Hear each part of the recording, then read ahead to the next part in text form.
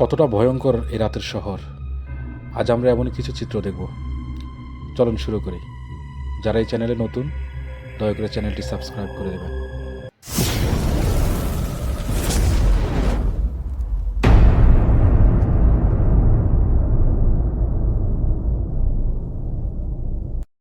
আমাদের এই ফুটেজটা আমরা যাত্রাবাড়ি ফুটওভার ব্রিজ থেকে নেওয়া। আমরা ফুটওভার ব্রিজ দিয়ে গাড়ি থেকে নেমে জাস্ট রাস্তার অপর প্রান্তে যাচ্ছিলাম, তখনই এই চিত্রটা সামনে পড়াতে আমরা ক্যামেরাবন্দি করি। এরকম হাজারো ইনসিডেন্ট ঢাকা শহরে প্রত্যেক দিন রাত্রে ঘটে যাচ্ছে। যারা আমরা রাতে চলাফেরা করি বা যারা রাতে আমরা বিভিন্ন কাজে ঢাকা শহরে বের হই, এরকম বিভিন্ন ইনসিডেন্ট আমাদের চোখের সামনে পড়ে। তার মাঝে এই একটা ইনসিডেন্ট যেটা হচ্ছে, আমরা তাও এটা যাত্রাবাড়িরই। আমরা যাত্রাবাড়ির এখানে সিগন্যালে যখন দাঁড়ায় তখন ট্রাকগুলো রাতের বেলায় মূলত ট্রাকগুলো ঢাকা শহরে ঢুকে। তো ট্রাকের উপরে কোন সময় বা কখন তারা উঠলো এটা হয়তো বা গাড়ির চালকও বুঝতে পারেনি। ওরা উঠে যখন সিগন্যালে দাঁড়ানো অবস্থায় ওরা যখন উঠলো গাড়িতে, তখন তারা নিজের ইচ্ছে মতো করে, নিজের সম্পদ মনে করে তারা আসলে জিনিসগুলো চিন্তাই করে নিয়ে যাচ্ছিল। তো এরকমভাবে আসলে পরবর্তীতে জানি না এটা হয়তো বা ট্রাক ড্রাইভার নিজে এটার ভর্তুকি দিতে হয় কি না, তা ঠিক আমরা বলতে পারবো না।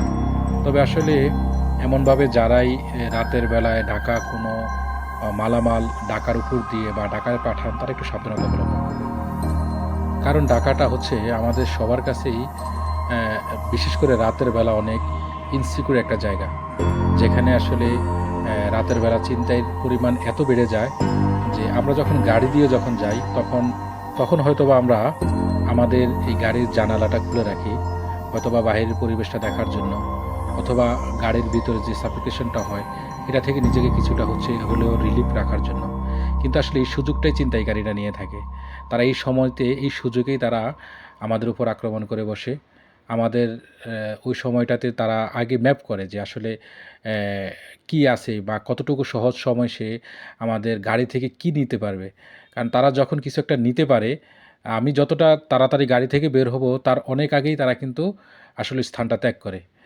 আসলে বর্তমানে যে একটা সময় আমরা পার করছি, অনেক ক্লান্তিময় একটা সময়। একটা রেভলিউশনের পর একটা দেশ যেরকম থাকে, আইনশৃঙ্খলা বাহিনী অনেকটা ভঙ্গুর থাকে, এই একটা সময় আমরা পার করছি। তা আমি আমার পক্ষ থেকে আমরা অনুরোধ করব, আমরা সবাই একটু সাবধানতা অবলম্বন করে ঢাকা শহরে চলাফেরা করব। খুব বেশি প্রয়োজন না হলে রাতে বের হব না।